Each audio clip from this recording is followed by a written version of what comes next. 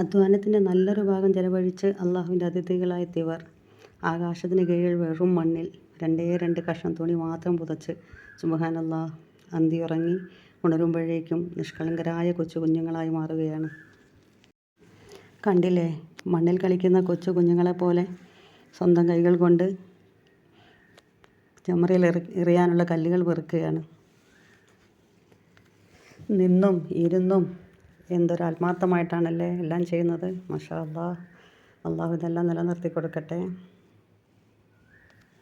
പെറുക്കിയെടുത്ത കല്ലുകളുമായി നേരെ പോകുന്നത് ജംറയിലേക്കാണ്.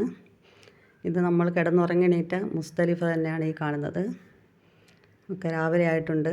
ഇതിപ്പോൾ ജംറയിലെത്തി. ഇതിലൂടെയാണ് നമ്മൾ ജംറയുടെ അകത്തേക്ക് പ്രവേശിക്കുന്നത്. ആദ്യത്തെ ദിവസം മാത്രമാണ് ഇതിലൂടെ പ്രവേശിക്കുക.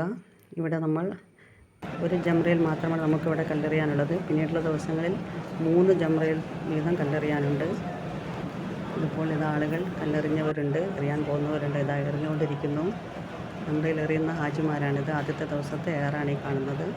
ഇതാണ് ജംറ, ഇതിലേക്കാണ് എറിയുന്നത്.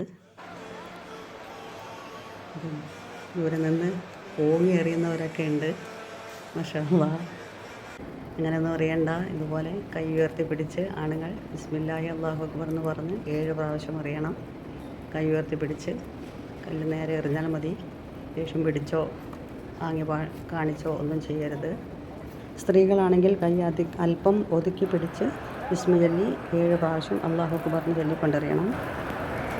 പുരുഷന്മാർ എറിയുന്ന ഭാഗത്ത് നല്ല സൗണ്ടാണ് ഇത് കേൾക്കുന്നത്.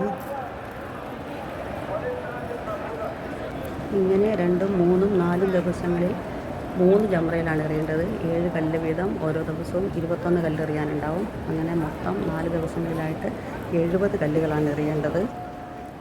ഒരുപാട് ചെറുതോ ഒരുപാട് വലുതോ അല്ലാത്ത 3 വിരലുകൾ കൊണ്ട് പിടിച്ച് എറിയാൻ പാകത്തിനുള്ള ഒരു മിതമായ കല്ലുകളാണ് നമുക്ക് വേണ്ടത്.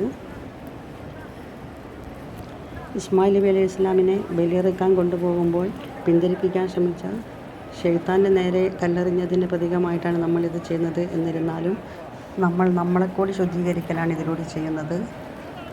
കളങ്കരഹിതമായ ജീവിതം നയിക്കാനും ഈമാനോടുകൂടി ജീവിച്ച് ഈമാനോടുകൂടി മരിക്കാനുമുള്ള തൗഫീഖിനെ അള്ളാഹു എല്ലാവർക്കും നൽകട്ടെ എന്ന് പ്രാർത്ഥിച്ചുകൊണ്ട് നിർത്തുന്നു. അസ്സലാമു അലൈക്കും.